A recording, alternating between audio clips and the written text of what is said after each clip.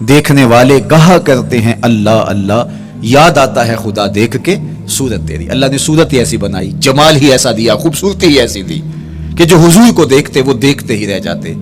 تو کتنے لوگ تھے کہ جنہوں نے محض حضور کو دیکھا، پھر اس کے بعد لب کھلے تو کلمہ ہی جاری ہوا۔ وہ خوبصورتی اور وہ جمال اللہ نے اپنے محبوب کو عطا کیا۔ آقا کریم علیہ الصلوۃ والسلام کا ایک ایک عضو بدن خوبصورتی کا مرقع تھا، بلکہ خوبصورتی کا معیار تھا۔ حسن کیا ہوتا ہے، حسن کا معیار کیا ہوتا ہے، جمال کسے کہتے ہیں، خوبصورتی کی تعریف کیا ہے، اعضائے محمد صلی اللہ علیہ وآلہ وسلم کا توازن دیکھ لو تو تمہیں پتہ چلے گا کہ حسن کسے کہتے ہیں۔ حضور علیہ السلام کو اللہ تعالیٰ جل شانہ نے جو حسن بخشا، جو جمال دیا، جو خوبصورتی دی، وہ حضور کے مبارک قدموں سے اس کا انداز کیجئے کہ جس کے قدم اتنے سونے ہیں اس کا چہرہ کتنا سونا ہوگا۔ حضرت عبداللہ بن بریدہ رضی اللہ تعالی عنہ حضور کے مبارک قدموں کا ذکر کرتے ہوئے وصف جمال محمد کی کہانی چھیڑتے ہیں اور فرماتے ہیں کان رسول اللہ صلی اللہ علیہ وآلہ وسلم احسن البشر قدما، کہتے ہیں کہ کائنات میں جتنے سونے قدم میرے حضور کے تھے کسی کے تھے ہی نہیں۔ جو جمال اللہ نے حضور کے مبارک قدموں کو دیا تھا، اللہ اکبر، وہ کسی اور کا مقسوم نہیں تھا۔ خوبصورت قدم۔ اور حضرت انس رضی اللہ تعالیٰ عنہ، حضرت ابو ہریرہ رضی اللہ تعالیٰ عنہ اور حضور کے وصاف ہیں حضرت ہند بن ابی حالہ رضی اللہ تعالیٰ عنہ، یہ حضور کا حلیہ بیان کرتے ہیں۔ حضرت امام حسن بن علی رضی اللہ تعالی عنہ نے حضرت ہند بن ابی حالہ کو ایک دن کہا کہ مجھے اپنے آقا و مولا کا حلیہ بتاؤ، تو انہوں نے حضور کا حلیہ بیان کیا۔ یہ حضور کے وصاف ہیں، چونکہ انہوں نے حضور علیہ السلام کو بہت قریب سے دیکھا اور آقا کریم علیہ السلام کی زیارت سے مالا مال ہوئے۔ ویسے حضرت امام حسن نے بھی تو حضور کو دیکھا تھا اور بھی اصحاب نے حضور کو دیکھا تھا۔ یہاں یہ بات دلچسپی سے خالی نہیں ہے کہ صحابی ہی تب بنتا ہے جب وہ حضور کو بنظر ایمان دیکھے، لیکن صحابہ ایک دوسرے سے پوچھتے تھے کہ بتاؤ حضور کیسے تھے، میاں تم نے نہیں دیکھا؟ تو وہ کہتے تھے دیکھ کر بھی نہیں دیکھا۔ صرف چند لوگ ہیں جو حضور کا حلیہ بیان کرتے ہیں۔ اس کی کیا وجہ؟ تو علماء نے لکھا کہ حضور کے چہرے پہ جلووں کی تابش ایسی تھی اور حضور کا جمال ایسا تھا اور اس کی چمک ایسی تھی کہ کسی میں ہمت ہی نہیں تھی کہ وہ جی بھر کے دیکھ سکے۔ تو بعد میں ایک دوسرے سے پوچھتے تھے بتاؤ تم نے دیکھا تو حضور کیسے تھے؟ اگر ان لوگوں کی تعداد میں آپ کو بتاؤں تو 3 درجن سے زیادہ نہیں ہوگی جو حضور علیہ السلام کے وصاف ہیں، حضور کے حلیہ نگار ہیں، جو آقا کریم علیہ الصلوۃ والسلام کی صورت کا نقشہ بیان کرتے ہیں۔ دیکھا 1,24,000 اصحاب نے ہے، لیکن جو وصف بیان کرتے ہیں، شمائل رسول کو بیان کرتے ہیں، ان کی تعداد 3 درجن سے زیادہ نہیں ہے۔ اور یہ بھی وہ لوگ ہیں جنہوں نے حضور کو بچپن میں دیکھا، جنہوں نے حضور کو سوئے ہوئے دیکھا، حضور کو بہت قریب سے دیکھا۔ حضور علیہ الصلوۃ والسلام کے پاس ان کا آنا جانا بہت زیادہ تھا، اس طرح انہوں نے حضور علیہ السلام کو دیکھا۔ حضرت حسان بن ثابت رضی اللہ تعالی عنہ فرماتے ہیں کہ میں جو حضور کا حلیہ بیان کرتا ہوں تو اس کا سبب یہ ہے کہ میرے پاس حضور کو دیکھنے کا ایک طریقہ آ گیا تھا۔ فلما نظرت الى انوارہ فوضعت کفی علی عینی خوفا من ذہاب بصری، کہا کہ جب میں حضور کو دیکھتا تھا تو اپنی آنکھوں پر انگلیاں رکھ کے انگلیوں کی اوٹ سے دیکھتا تھا کہ حضور کے جلووں کی چمک سے میری آنکھوں کی بینائی نہ جاتی رہے۔ یہ کون کہہ رہے ہیں؟ حضرت حسان بن ثابت رضی اللہ تعالیٰ عنہ۔ اور آپ جانتے ہیں حضرت حسان بن ثابت رضی اللہ تعالیٰ عنہ شاعر ہیں، اور شاعر حسن دیکھنے میں بڑا دلیر ہوتا ہے، اور یہ حسن بھی ابھی پوشیدہ ہے، 70,000 بشریت کے پردے ڈالے گئے ہیں۔ اگر یہ حسن بے نقاب ہوتا تو کوئی جلووں کی تاب ہی نہ لا سکتا۔ یہی بہتر ہے کہ وہ پردے میں روح پوش رہے، وہ اگر پردہ اٹھا دے تو کسے ہوش رہے، کس کی ہمت تھی۔ اب چھپا ہوا مستور حسن بھی اگر دیکھتے ہیں تو آنکھوں پہ انگلیاں رکھ کے دیکھتے ہیں، اور بیان کرنے والوں کی تعداد میں نے عرض کی کہ 3 درجنوں سے زائد نہیں ہے۔ تو یہ وہ لوگ ہیں جنہوں نے حضور کو دیکھا۔ اب امام حسن پوچھ رہے ہیں حضرت ہند بن ابی حالہ رضی اللہ تعالی عنہ کو کہ آپ نے حضور کو دیکھا تو مجھے بتائیے میرے نانا کا جمال کیسا تھا۔ تو حضرت ہند بن ابی حالہ نے حضور کا حلیہ بیان کیا۔ تو جب حضور کے قدموں کی کہانی انہوں نے بیان کی تو حضرت ہند بن ابی حالہ نے کہا کان النبی صلی اللہ علیہ وآلہ وسلم شسن القدمین والکفین، حضور علیہ السلام کے مبارک قدم اور حضور کی ہتھیلیاں پر گوشت تھے. یہ حضور علیہ السلام کے مبارک قدموں کا، اللہ اکبر. اور حضور علیہ السلام کے قدموں کے بارے میں امام ترمذی جو شمائل میں حدیث لائے ہیں اس میں انہوں نے یہ بھی بیان کیا، کان رسول اللہ صلی اللہ علیہ وسلم مسیح القدمین، حضور علیہ السلام کے مبارک قدم ملائم تھے، خوبصورت تھے، کھردرے نہیں تھے، کوئی پھٹن نہیں تھی. عمومی طور پہ قدم پھٹ جاتے ہیں اور ایڑیاں بہت سارے لوگوں کی پھٹ جاتی ہیں تو وہ خوبصورتی باقی نہیں رہتی. تو وہ کہتے ہیں کہ حضور مسیح القدمین تھے، اور جب آقا کریم علیہ السلام کے مبارک قدموں پہ پانی ڈالا جاتا تو وہ ڈھل کے نیچے چلا جاتا. یہ تھا حضور کے قدموں کا حسن اور حضور کے قدموں کا جمال. اچھا، آقا کریم علیہ السلام کی جو مبارک ایڑیاں تھیں وہ زیادہ پرگوشت نہیں تھی، ان کے اوپر گوشت زیادہ نہیں چڑھا تھا، اس لیے کہ ایڑیوں کا زیادہ پرگوشت ہونا ایڑیوں کے حسن کو زائل کر دیتا ہے. حسن کا مرقع ہی جمال مصطفیٰ ہے، تو اس لیے اللہ نے ایک ایک عضو کو تراش کر کے بنایا ہے، بلکہ پوچھ کے بنایا ہے. جس طرح حسان بن ثابت رضی اللہ تعالی عنہ کہتے ہیں کأنک قد خلقت کما تشاء، محبوب مجھے تو یوں لگتا ہے جس طرح آپ کے رب نے آپ کو آپ سے پوچھ کے بنایا ہے کہ محبوب بتاؤ کہ میں آپ کے اعضاء کو کیسے توازن اور کیسے حسن اور کیسے جمال دوں. تو حضور کی مبارک ایڑیاں یہ پرگوشت نہیں تھیں، باقی حضور کے پاؤں پرگوشت تھے اور کوئی پھٹن نہیں تھی، بالکل نرم گداس اور بالکل جو ہے وہ ملائم تھے، اور جب پانی ڈالا جاتا تو پانی ڈھل کے نیچے ایک سیکنڈ میں آ جاتا. یہ اللہ نے محبوب کو حسن دیا. حضرت ہند بن ابی حالہ نے کہا کہ حضور کے مبارک تلوے جو تھے وہ درمیان سے اٹھے ہوئے تھے، ایڑیوں سے لے کر کے انگلیوں تک یہ تلوہ کہلاتا ہے، جو اس کا نچلا حصہ جو زمین سے مس کرتا ہے، اور اس میں جو درمیان والا حصہ ہے یہ اٹھا ہوا ہو اور بالکل پاؤں سیدھا نہ ہو تو یہ پاؤں کا حسن ہے. پاؤں کا بالکل سیدھا ہو جانا یہ پاؤں کے حسن کو زائل کر دیتا ہے. اس میں تھوڑا سا خم ہو، جب چلے تو انگلیاں اور پنجے کا جو ہے وہ آگے والا حصہ زمین پہ لگے اور ایڑی لگے، اور درمیان والا حصہ زمین پہ نہ لگے، تو یہ حسن ہوتا ہے کسی کے پاؤں کے تلوے کا. اللہ نے محبوب کے مبارک قدم کی پشت کو بھی حسن دیا، حضور کے تلووں کو بھی حسن دیا، حضور کی ایڑیوں کو بھی حسن دیا. سائل الاطراف، حضور کی مبارک انگلیاں قدرے لامبی تھی، اور یہ حسن ہوتا ہے. انگلیاں چھوٹی ہوں، ان کا قد پست ہو تو پاؤں کی خوبصورتی دکھائی نہیں دیتی، لیکن اللہ نے اپنے محبوب کی انگلیوں کو بھی ایک لمبائی عطا کر کے اس کو بھی ایسا جمال دیا تھا یار جو پاؤں کو دیکھتا رہے وہ پاؤں کو ہی دیکھتا رہ جائے. اللہ اکبر. اچھا، بعض احادیث میں آتا ہے کہ حضور علیہ السلام کے مبارک تلوے جو ہیں لیس لہا اخمس، یہ لفظ ہیں کہ وہ اخمس نہیں تھے، یعنی وہ درمیان سے اٹھے ہوئے نہیں تھے.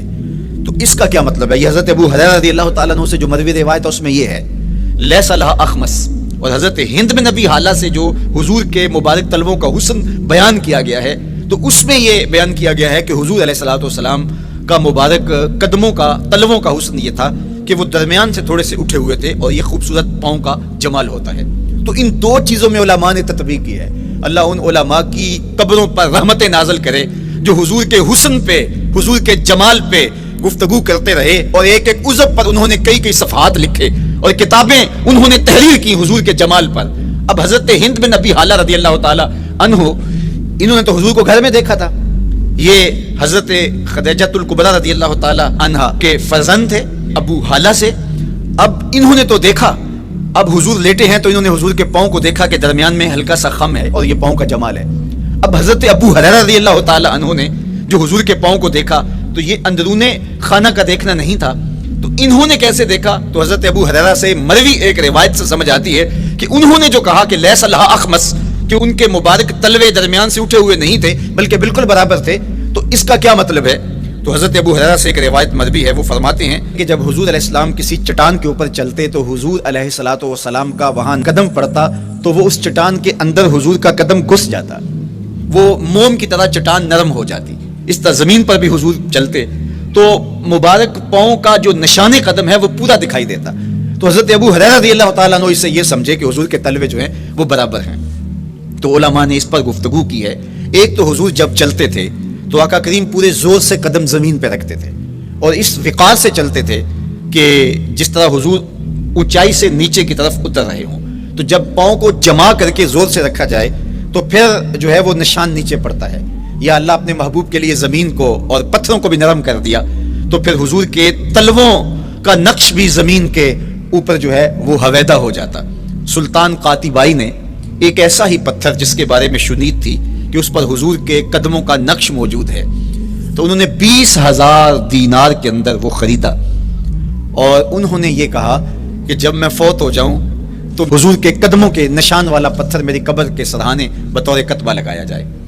علامہ شہاب الدین خفاجی علیہ رحمہ لکھتے ہیں ہوا موجود الی الآن، وہ اپنے دور میں کہانی بیان کرتے ہیں، کہتے ہیں وہ آج بھی سلطان قاتبائی کی قبر کے سرہانے وہ پتھر نصب ہے جہاں حضور کے قدموں کے نشان موجود ہیں۔ اللہ اکبر۔ تو آقا کریم علیہ الصلوۃ والسلام کے مبارک تلوے، حضور علیہ السلام کی کم گوشت تراشی ہوئی ایڑیاں، اور مسیح القدمین حضور علیہ السلام کے ملائم نرم گداز پاؤں، ان کا حسن اور ان کا جمال، اور آقا کریم علیہ السلام کے قدموں کی انگلیاں جو قدرے لمبی تھی، اور ان میں جو درمیان والی انگلی تھی وہ زیادہ لمبی تھی، اس پر حضرت میمونہ بنت کردم رضی اللہ تعالی عنہا اس انگلی کا حسن بیان کرتی ہیں، کہتی ہیں مجھے شوق ہوا کہ میں حضور کو دیکھوں، تو اپنے والد گرامی کے ساتھ حجۃ الوداع کے موقع پر میں بھی سعادت حج پا رہی تھی، تو حضور کو ملنے کے لیے جب ہم پہنچے تو آقا کریم اونٹنی کے اوپر سوار تھے، ناکا پر جلوہ فراز تھے، تو میرے میں ہمت نہ ہو سکی کہ حضور کے چہرے کو دیکھ سکوں، ایسا جلوہ، ایسا جمال، اللہ اکبر، اور ایسا روب اور ایسی چمک چہرے کی اور تابشیں تھیں کہ میرے اندر ہمت نہ ہو سکی کہ میں حضور کے چہرہ نور کو دیکھ سکوں۔ اب آقا کریم اونٹنی پہ سوار تھے تو میں حضور کے مبارک پاؤں کو دیکھنے لگی، میں بس حضور کے پاؤں کا جمال اور خوبصورتی دیکھنے لگی، اسی میں کھو گئی۔ اب حضرت میمونہ بنت کردم رضی اللہ تعالی عنہا حضور کے مبارک قدموں کی ایک انگلی کا حسن بیان کرتی ہیں، اللہ اکبر۔ حضرت میمونہ بنت کردم سے یہی ایک روایت مروی ہے، ساری زندگی ان کے پاس سرمایہ یہی تھا، جب کسی مجلس میں جاتی تو وہ کہتی تمہیں بتاؤں حضور کی مبارک انگلی کا حسن کیا تھا، یہ سرمایہ ساتھ لیے لیے پھرتی کہ میں نے حضور کی انگلی کو دیکھا ہے، میں نے حضور کے قدم اور حضور علیہ السلام کے تلووں کی زیارت کی ہے۔ تو وہ اس حسن کو بیان کرتے ہوئے کہا کرتی تھی فما نسیتو فیما نسیتو طولا اصبع قدمہ السبابہ علی سائر اصابعہ، جو سبابہ انگلی ہے، انگوٹھے کے ساتھ والی انگلی کو سبابہ انگلی کہتے ہیں، انگلی کا جو قد دراز تھا اور باقی انگلیوں کی نسبت وہ انگلی لمبی تھی، کہا اس کا حسن آج بھی میری نگاہوں میں گھومتا رہتا ہے اور ہر وقت میرے تصور میں رہتا ہے، میرے تصور سے کبھی اس انگلی کا جمال ہی ختم نہیں ہوا، انگلی کا حسن ہی کبھی زائل نہیں ہوا، ہر وقت اس کے تصور میں کھوئی رہتی ہوں۔ یار چہرے کے جمال کو کون بیان کرے گا، یہاں تو انگلی کا حسن بیان نہیں ہو رہا۔ ابھی وہ شعر پڑھا جا رہا تھا نا کہ قدموں پہ جبیں کو رہنے دو، قدموں پہ جبیں کو رہنے دو، چہرے کا تصور مشکل ہے، قدموں پہ جبیں کو رہنے دو، چہرے کا تصور مشکل ہے، جب چاند سے بڑھ کر ایڑی ہے رخسار کا عالم کیا ہوگا، جب چاند سے بڑھ کر ایڑی ہے رخسار کا عالم کیا ہوگا۔ تو اللہ نے اپنے محبوب علیہ الصلوۃ والسلام کو وہ جمال، وہ خوبصورتی اور حضور کے مبارک قدم، حضرت عبداللہ بن بریدہ رضی اللہ تعالی عنہ سے مروی روایت کان رسول اللہ صلی اللہ علیہ وآلہ وسلم احسن البشر قدما، کہتے ہیں جتنے سونے قدم، جتنے من مونے قدم میرے حضور کے تھے اتنے سونے قدم کسی اور کے تھے ہی نہیں۔ اللہ نے اپنے محبوب کو وہ جمال، وہ خوبصورتی اور وہ نور عطا کیا تھا۔ اچھا، یہ قدم، یہ ایڑیاں، یہ مبارک تلوے اور یہ داراز انگلیاں اور ان انگلیوں کی چمک اور ان کی رنگت کا جمال اور خوبصورتی، جہاں اس کا صوری حسن تھا تو مانوی حسن بھی دیکھنے والا تھا۔ یہ قدم اٹھ جائیں، اللہ اکبر، تو تقدیر کے فیصلے ہوتے دکھائی دیتے ہیں۔ ان قدم کی اونچائی، ان قدم کی بلندیاں کہ عرش حق ان قدموں کے بوسے لے رہا ہے، اور میرے امام بولے زہ عزت و اے طلائے محمد، زہ عزت و اے طلائے محمد، کہ ہے عرش حق زیر پائے محمد۔ قدموں کا حسن وہ بھی دیکھنے والا اور قدموں کی بلندی اور اونچائی اور اس کی شان و شوکت وہ بھی دیکھنے والی۔ اللہ اکبر۔ آقا کریم علیہ السلام حضرت ابوبکر صدیق کے ساتھ، حضرت عمر فاروق کے ساتھ اور حضرت عثمان غنی کے ساتھ احد پہاڑ پر تشریف لے گئے۔ یہ حدیث آپ نے بارہا علماء سے سنی ہے۔ احد کی چھاتی پہ جب حضور کے قدم آئے، اللہ اکبر، تو وہ خوشی سے جھوم اٹھا، مقدر جاگ گئے، بخت بیدار ہو گئے۔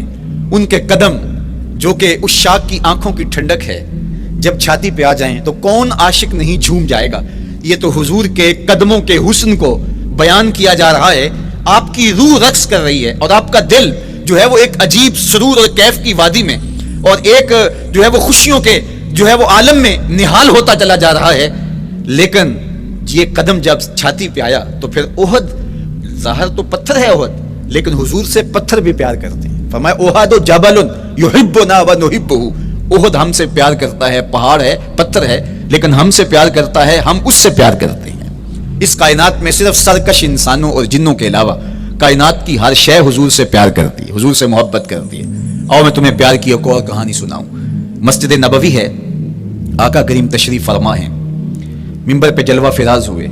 ابھی واز کا آغاز ہی کرنا چاہ رہے تھے کہ ایک جانب سے رونے کی آواز آنے لگی. صحابہ کہتے ہیں رونے والا اس درد سے روتا ہے کہ لگتا تھا کلیجہ پھٹ جائے گا. کناقۃ الخلوج، جس طرح اونٹنی کا بچہ بچھڑ جائے اور وہ اس کے غم میں، اس کی جدائی میں درد سے روتی ہے، چیختی ہے، چلاتی ہے. رونے والے کا انداز درد ایسا ہی تھا اور لگتا تھا کہ جس طرح اس کا کلیجہ پھٹ جائے گا. صحابہ دائیں بائیں دیکھتے ہیں لیکن رونے والا دکھائی بھی نہیں دیتا اور ماحول کے اندر اس طرح درد پھیل رہا ہے کہ سینوں میں دل لرز رہے ہیں اور عجیب کیفیت طاری ہو گئی. حضور ابھی بیٹھے ہیں، خطبے کا آغاز بھی نہیں ہوا اور رونے والا کیف و درد میں روتا چلا جا رہا ہے. فنزل النبی صلی اللہ علیہ وسلم عن المنبر، حضور منبر سے نیچے تشریف لائے. صحابہ کی آنکھیں محو حیرت ہیں، استجاب کا عالم ہے. یہ کون رو رہا ہے اور اتنے درد سے رو رہا ہے اور دکھائی بھی نہیں دے رہا. آقا کریم منبر سے نیچے جلوہ فراز ہوئے، ایک سمت بڑھے. کھجور کا خشک تنا پڑا تھا. آج پہلا دن تھا کہ منبر حضور علیہ السلام کے لیے بچھایا گیا، ورنہ یہ خشک تنا دیوار کے ساتھ جو ہے وہ رکھا گیا تھا اور حضور اس کے ساتھ ٹیک لگا کر کے واز کیا کرتے تھے. جب منبر بن گیا تو اس کو اٹھا کر کے اب اس کی ضرورت نہیں رہی، ایک کونے میں ڈال دیا گیا. اب جو ہی حضور منبر پہ تشریف فرما ہوئے تو اس خشک تنے کا کلیجہ لرز اٹھا اور وہ ایسے روتا تھا جس طرح اونٹنی کا بچہ بچھڑ جائے اور وہ روتی ہے، اس طرح وہ خشک تنا رو رہا تھا. اس تنے حنانہ در ہجر رسول زار می نالت جو ارباب عقول، جس طرح عقل والے، جس طرح جو ہے وہ فہم و ادراک رکھنے والے لوگ روتے ہیں درد سے، وہ رو رہا تھا. آقا کریم علیہ السلام اس کے پاس گئے اور اس کو اپنی آغوش میں سمیٹ لیا. بچھڑا ہوا بچہ جب اپنی ماں کو ملے تو اس کی ہچکیاں بن جاتی ہیں، اس کی کھکی بن جاتی ہے، تو یہی کیفیت اس کی ہو گئی. اور آقا کریم اپنا دستے رحمت اس کے اوپر پھیرتے چلے جاتے ہیں. بتدریج اس کی سسکیاں، اس کے رونے کی آواز کم ہوتی چلی جا رہی ہے. آہستہ آہستہ وہ خاموش ہو گیا. حضور پھر دوبارہ خطبہ دینے سے قبل صحابہ کی آنکھوں میں استعجاب کا عالم دیکھا، حیرت کی فراوانی دیکھی. فرمایا کہ تم جو سوال کرنا چاہ رہے ہو، جو تمہاری آنکھوں میں پوشیدہ سوال ہے، میں اس کو اچھی طرح جانتا ہوں. لو لم افعل هكذا لحن الى يوم القیامہ، اگر میں منبر سے اتر کے اپنے عاشق زار کو یوں تسلی نہ دیتا، یہ قیامت تک یوں ہی روتا ہی رہتا. حضرت محمد بن سیرین رضی اللہ تعالیٰ عنہ کہا کرتے تھے کہ حضور کی محبت میں ایک خشک تنا بھی زار و زار روئے تو جس کے سینے کے اندر محبت بھرا دل ہے تو وہ حضور کے عشق میں آنسو کیوں نہیں بہائے گا؟ حضور کی یاد میں اس کی آنکھیں آنسو کا خراج کیوں نہیں دیں گی؟ تو وہ خشک تنا حضور کی محبت میں رو رہا ہے. اب ہے یہ پتھر، لیکن میرے حضور فرماتے ہیں کہ یہ پہاڑ مجھ سے پیار کرتا ہے اور میں اس سے پیار کرتا ہوں. اب حضور اپنے اس محب کے گھر تشریف لے گئے اور اس کی چھاتی پہ قدم رکھا تو وہ خوشی سے جھوم اٹھا. فَضَرَبَ بِرِجْلِهِ، اپنا مبارک پاؤں زور سے مارا. فقال اثبت احد فإنما عليك نبي وصديق وشهيدان، فرمایا احد ٹھہر جا، تیرے اوپر اللہ کا ایک نبی ہے، ایک صدیق ہے، دو شہید ہیں. تو حضور کی مبارک ایڑی کے لگنے کی دیر تھی، حضور کے قدم کی ضرب کی دیر تھی کہ اس کا زلزلہ تھم گیا. میرے امام بولے ایک ٹھوکر سے احد کا زلزلہ جاتا رہا، ایک ٹھوکر سے احد کا زلزلہ جاتا رہا. رکھتی ہیں کتنا وقار اللہ اکبر ایڑیاں، جس کے حسن کے قصیدے میرے رب نے بھی بیان کیے ہیں. کبھی حضور کے چہرہ نور کا ذکر کرتے ہوئے والضحیٰ واللیل اذا سجا، کبھی حضور علیہ السلام کی مبارک زلفوں کا تذکرہ کرتے ہوئے حامیم، کبھی آقا کریم علیہ الصلوۃ والسلام کے مبارک ہاتھوں کا، کبھی دیگر اعضائے بطنیہ کا ذکر قرآن نے کیا. حضور کے سینہ اقدس کی کہانی قرآن نے بیان کی. حضور علیہ الصلوۃ والسلام کی مازاغ آنکھوں کا تذکرہ قرآن نے کیا. تو پھر یہ محبوب اور مرغوب موضوع کیوں نہ ہوتا؟ اور آقا کریم کو اللہ نے وہ جمال دیا تھا، وہ حسن عطا کیا تھا، وہ خوبصورتی دی تھی جو حضور کا ہی حصہ ہے۔ ویسے اللہ کا ہر پیغمبر، ہر نبی، ہر رسول خوبصورت ہوا، کوئی نبی ایسا نہیں ہے جو خوبصورت نہ ہوا ہو، یہ اللہ کا انتخاب ہے۔ آپ تو دکان پہ سیل مین بھی رکھیں تو اس کی باقی قابلیت کے ساتھ ساتھ اس کی شخصیت کو آپ دیکھتے ہیں کہ جو خوش شکل ہو، آنے والے کو متاثر کر سکے، باوقار لگے، تو جس کو اس نے نبی بنانا تھا تو اس کو اس نے یوں ہی یہ عظمت اور یہ رفت عطا کر دینی تھی۔ تو اللہ کا ہر نبی حسین، ہر نبی جمیل، لیکن جو جمال، جو خوبصورتی، جو حسن، جو شان و شوکت اللہ نے میرے اور آپ کے آقا و مولا حضور ختمی المرتبت کو عطا کی، وہ حضور کا ہی مقسوم ہے، وہ حضور علیہ السلام کا ہی حصہ ہے۔ سر انور سے لے کر پائے نور تک حضور کا ہر عضو بدن خوبصورتی کا مرقع اور جمال کا معیار ہے۔ خوبصورتی کیا ہوتی ہے؟ حسن محمد کو دیکھ لو، کوئی عیب، کوئی نقص حضور کے پاکیزہ وجود میں نہیں رکھا گیا۔ خلقت مبرأ من کل عیب، حضور کے سامنے حضرت حسان بن ثابت نے یہ پڑھا اور آقا کریم نے اس پر خوشی کا اظہار کیا اور اللہ کی بارگاہ میں دعا کی، اللہم ایدہ بروح القدس، جبریل امین سے اللہ اس کی مدد فرما۔ تو انہوں نے یہ بات کہی کہ آپ کو ہر عیب سے مبرہ رکھا گیا ہے، آپ کا پیکر نور، آپ کا وجود مسعود حسن و جمال کا ایسا مرقع بنایا گیا کہ جس میں کوئی نقص نہیں رکھا گیا، صوری حسن بھی عطا کیا گیا، مانوی حسن بھی عطا کیا گیا۔ حضور کے اعضاء کا جو ظاہری حسن تھا وہ بھی اپنی مثال آپ تھا، اور جو باطنی جمال اور باطنی حسن اور باطنی کمال عطا کیا گیا تھا وہ بھی اپنی مثال آپ ہے۔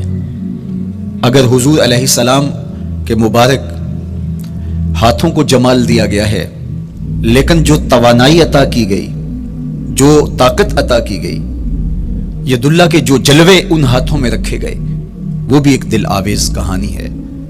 اگر آنکھوں کی پتلیاں خوبصورت ہیں اور آپ کی مبارک آنکھوں کی چمک سے کائنات اس کو دیکھ کر کے مبہوت ہو جاتی ہے، مازاق کے کجلے اس میں رکھے گئے ہیں، لیکن اس کا مانوی حسن بھی دیکھیے کہ حضور بیٹھے مدینے میں ہیں اور جنت کا مشاہدہ کر رہے ہیں۔ وہ توانائی بھی عطا کی گئی کہ جس طرح روشنی میں دیکھا جاتا ہے حضور اسی طرح اندھیرے میں دیکھتے ہیں۔ فرمایا صحابہ صفیں سیدھی رکھا کرو، مت سمجھو کہ میں صرف آگے دیکھتا ہوں، پیچھے بھی میں آگے بھی، میں تمہارے رکوع بھی دیکھتا ہوں اور دلوں میں پیدا ہونے والے خشوع بھی دیکھتا ہوں۔ اقبال بولے، اے فروغت صبح آثار و دہور، چشم تو بی نندائے ما فی الصدور۔ لوگوں کی نظریں تو سینے کے اوپر دیکھتی ہیں، اے آمنہ کے در یتیم، تیری نظر تو سینے کے اندر چھپے راز بھی دیکھتی ہے۔ تو صوری حسن بھی اور مانوی حسن بھی اللہ نے اپنے محبوب کو عطا کیا، اور اللہ جل شانہ نے وہ جمال دیا حضور کو کہ جو دیکھتا وہ دیکھتا ہی رہ جاتا۔ ایسی چمک، ایسی رانائی، ایسی خوبصورتی اور ایسا جمال تھا، دیکھنے والے کہا کرتے ہیں اللہ اللہ، یاد آتا ہے خدا دیکھ کے صورت تیری۔ کتنے لوگ ہیں جنہوں نے صرف حضور کے چہرے کو دیکھا اور لبوں پہ کلمہ جاری ہو گیا۔ معروف نام حضرت عبداللہ بن سلام رضی اللہ تعالیٰ عنہ کا ہے، یہودیوں کے بہت بڑے حبر تھے، بہت بڑے عالم تھے، حضرت یوسف علیہ السلام کی اولاد سے تعلق تھا، اور اس معاشرت میں ایک وقار کی مسند پہ براجماں رہتے، لیکن جو ہی حضور علیہ السلام مکے سے ہجرت فرما کے مدینہ تشریف لائے تو یہ حضور کو دیکھنے آئے۔ با فضل الصدقہ اٹھا کر دیکھیے کہ ایک مناظرہ ترتیب دیا انہوں نے کہ ان سے یہ بات کروں گا، یہ سوال کروں گا، یہ اعتراض اٹھاؤں گا، لیکن جب حضور کی مجلس میں پہنچے اور آقا کریم علیہ السلام کے رخ زیبا کو دیکھا تو سارے سوال بھول گئے۔ رومی بولے، اے لقائے تو جواب ہر سوال، حل شود ہر مشکلت بے کی لوکال۔ تیری ملاقات ہی تو سارے سوالوں کا جواب ہے، تیرا ایک بار دیکھ لینا ہی تو سارے مسئلے حل کر دیتا ہے۔ تو سوالات کا ایک ढेर उठाए लाए थे, एक गठरी बांध के लाए थे सर पे रख के, लेकिन जो ही हुजूर को देखा तो वो जो गठरी बांध के लाए थे उसकी गिरहें ढीली होने लगी, फिर सवाल तितलियों की तरह उड़ने लगे और हुजूर को देखा तो कोई सवाल ही बाकी ना रहा। अब आका करीम ने फरमाया, अब्दुल्ला इब्न सलाम आओ, किधर आए हो? ये तो मुनाजरा करने आए थे, सौदा लेने के लिए बाजार गए हम, हाथ उसके बिके जिसके खरीदार गए।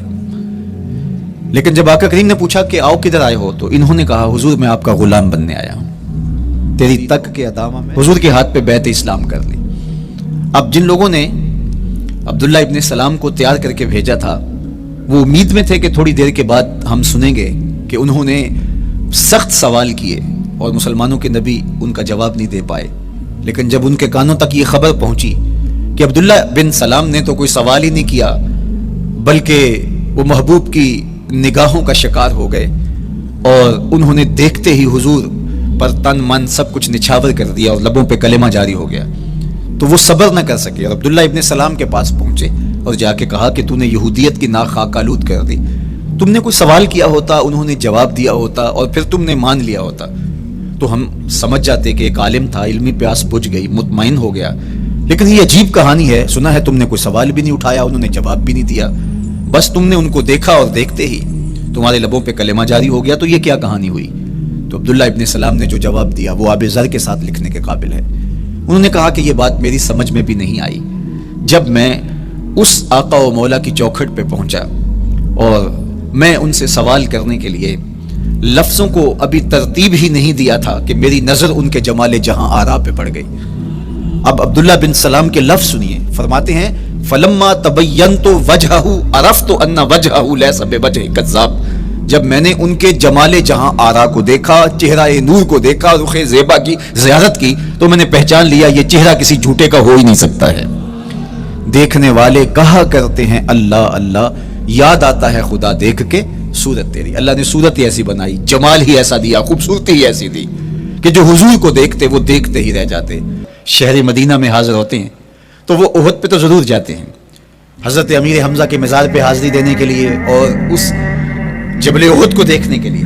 और यकीन जानिएगा, जबल ओहद को जब हम देखते हैं तो अजीब कैफियत में डूब जाते हैं। मैं तो वहाँ दोस्तों को कहा करता हूँ कि आज पूरा मदीना बदल गया है, यानी उसकी वो सूरत, वो कच्चे मकान, वो घरौंदे, वो घर, वो कूचा बाजार, वो कच्ची सड़कें, वो माहौल आज वो आपको नजर नहीं आ रहा। जहाँ कच्चे मकान थे जिनके ऊपर छत खजूर के पत्तों की पड़ी थी, वहाँ आली नस्ब प्लाजे आपको नजर आते हैं, फलक पोस आपको होटल नजर आते हैं। वो कच्ची सड़कें आज आपको वहाँ दिखाई नहीं देती, वहाँ तारकुल की बिछी हुई सड़कें दिखाई देती हैं, खूबसूरत पत्थर लगे हुए आपको नजर आते हैं, वो ममियाती हुई बकरियां, वो जगाली करते हुए ऊंट आज आपको वहां दिखाई नहीं देते, वो माहौल आपको नजर नहीं आता। तो पुराना मदीना अगर ढूंढने निकले भी तो जाहिर है, अगरचे इन पुख्ता और खूबसूरत इमारतों के अंदर भी अक्स जमाले मोहम्मद का पड़ रहा है, लेकिन वो पुराना दौर अगर आप तलाश करना चाहें तो वो आपको वो चीजें नहीं मिलती।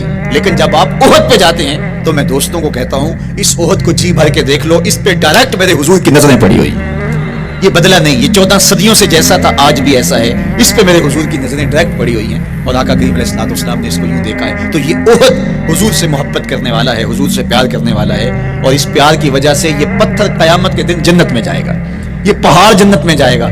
यार अगर एक पहाड़ हुजूर से प्यार कर ले तो वो मकीने जन्नत बन जाता है, और अगर हुजूर का गुलाम एक आशिक हुजूर से मोहब्बत करे तो अल्लाह उसको कितने दर्जे अता फरमाएगा। तो आका करीम ने जोर से कदम मारा और फरमाया, ओहद ठहर जा, तेरे ऊपर अल्लाह का एक नबी है, एक सिद्दीक है और 2 शहीद हैं। अल्लाह अकबर। तो ये हुजूर अलैहिस्सलाम के मुबारक कदम की शान है, ये हुजूर के मुबारक कदम का जमाल है और उसकी खूबसूरती है। ग़ज़वा ज़ातुर रिक़ा के अंदर हज़रत जाबिर का ऊँट चलते चलते थक गया, सफ़र लंबा था और ऊँट कमज़ोर था, तो चलते चलते उसको थकन हो गई। अब वो काफिले से पीछे रहता चला जाता है, तो उसने हुजूर की खिदमत में अर्ज़ की, या रसूल अल्लाह, ये ऊँट थक गया है और मैं काफिले के साथ चल नहीं पा रहा। तो आका करीम अलैहिस्सलाम ने अपने मुबारक कदम से उस ऊँट को ठोकर लगाई। फनशिता हत्ता काना मा यमलिकु ज़मामहु। हज़रत जाबिर कहते हैं उसकी लगाम संभाली नहीं जाती थी, इतना तेज चलता था। यार जिसके कदमों की ठोकर से ये तवानाई आ जाए, उसके हाथों की तवानाई का आलम क्या होगा। تو اللہ نے صرف حضور کے مبارک قدموں کو صوری حسن ہی نہیں دیا تھا، مانوی جمال اور توانائی بھی عطا فرمائی تھی۔ حضور علیہ السلام کے چچا جناب ابو طالب کہتے ہیں کہ میں حضور علیہ السلام کے ساتھ تھا تو راستے میں ذی المجار کی منڈی آئی اور وہاں حالات ایسے تھے کہ پینے کے لیے پانی دستیاب نہیں تھا۔ تو میں نے کہا کہ عطشت ولیسا عندی ماء، مجھے تو سخت پیاس لگی ہے اور پانی بھی پاس نہیں ہے۔ فنزل النبی صلی اللہ علیہ وسلم وضرب بقدمه الارض فخرج الماء فقال اشرب، تو حضور نے اپنے مبارک پاؤں سے زمین پر ٹھوکر لگائی، چشمہ پھوٹ پڑا۔ اور آقا کریم نے فرمایا وہ پاؤں اگر زمین پہ لگے تو چشمے پھوٹے، اگر احد پہاڑ پہ وہ پاؤں پڑے تو اس کا زلزلہ جاتا رہے، اور اگر وہ کسی جانور کو حضور ٹھوکر لگائیں تو اس کے اندر اس قدر تیزی آ جائے کہ اس کی باغ سنبھالی نہ جائے، اتنا سریع و رفتار ہو جائے۔ اب ان قدموں پہ کون قربان نہیں ہوگا یار؟ ان قدموں کو چومنے کے لیے جبریل بھی تو بےتاب دکھائی دیتے ہیں۔ معراج کی شب جب جبریل حاضر خدمت ہوئے، حضور محو استراحت ہیں، تو جبریل عرض گزار ہوئے مالک تیرا محبوب تو سو رہا ہے۔ اللہ اکبر، تبارک اللہ، شان تیری تجھی کو زیبا ہے بے نیازی، کہیں پہ جوش لن ترانی، کہیں تقاضے وصال کے تھے۔ ایک کوہ طور پہ خود چل کے جاتا ہے اور عرض گزار ہوتا ہے رب عارض انظر الیک، مالک تجھے دیکھنا چاہتا ہوں۔ اللہ اکبر، سراپا چشم بنا ہوا ہے اور کہتا ہے مالک میں تجھے دیکھنا چاہتا ہوں۔ جواب کیا آتا ہے؟ لن ترانی، تم نہیں دیکھ سکتے، میرے جلووں کی تاب نہیں لا سکتے۔ ایک خود چل کے جا رہا ہے اور تقاضۂ رویت کرتا ہے اور جواب آتا ہے لن ترانی، اور ایک سویا ہوا ہے چادر اوڑھ کے اور جبریل کہتے ہیں محبوب اٹھیے، رب آپ کو بلا رہا ہے۔ تبارک اللہ، شان تیری تجھی کو زیبا ہے بے نیازی، کہیں پہ جوش لن ترانی، کہیں تقاضے وصال کے تھے۔ تو جبریل حاضر خدمت ہوئے، حضور استراحت میں ہیں، تو آواز آئی یا جبریل قبل قدم ہے، میرے محبوب کے قدموں کو چوم لے۔ اب جبریل حضور علیہ السلام کے قدموں کو بوسے دے رہے ہیں۔ کسی نے جبریل سے تصور کے عالم میں پوچھا، حضور کے قدم چومے، حضور کے تلووں کو بوسے دیے، بتا کیفیت کیا ملی؟ تو بولے نہ جنت کی کلیوں میں دیکھا مزہ جو محمد کی تلیوں میں دیکھا، وہ سرور وہاں جو نصیب ہوا۔ وفد عبد القیس جب مدینہ المنورہ آیا تو ان میں ایک صاحب ہیں، وہ کہتے ہیں میں دوڑتا ہوا حضور کے پاس آیا، بس بے چینی تھی، اضطراب تھا۔ جب آپ مدینہ المنورہ میں جاتے ہیں تو آپ کو جا کے گاڑی اتارتی ہے اور آپ ہوٹل میں سامان رکھتے ہیں، تو پھر کتنی جلدی ہوتی ہے کہ جلدی سے غسل کریں اور جلدی سے نیا لباس پہنیں اور جا کے ہرے گنبد کو دیکھیں، حضور کی مبارک مسجد کی زیارت کریں، ان کوچہ و بازار میں جائیں جہاں حضور کے مبارک قدم لگے تھے۔ اللہ اکبر۔